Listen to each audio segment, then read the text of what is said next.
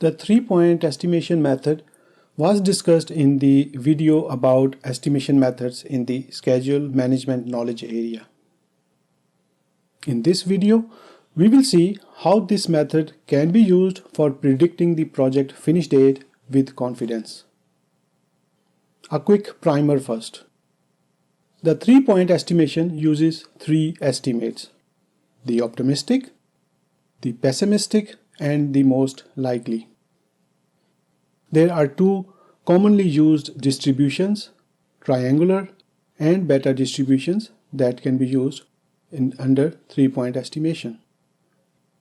Let us take the beta distribution to understand the uncertainty around the estimate. The table shows the activities on the critical path in the second column.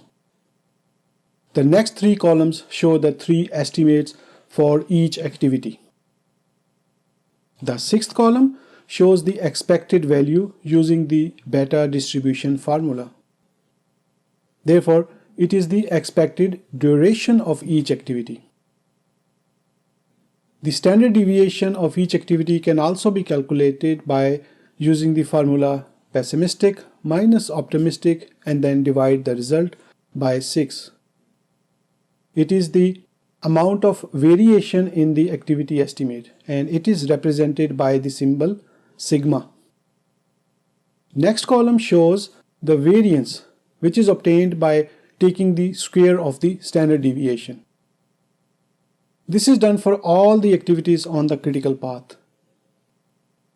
Next step is to add all the variances and then take the square root of the sum. This is the standard deviation for the whole project. Never add up standard deviations of activities to get the sigma of the project. That will be wrong. So, the project is expected to be complete in 180 days with a standard deviation of 10 days. Since we use the beta curve, adding 1 sigma and subtracting 1 sigma from the expected duration gives a range.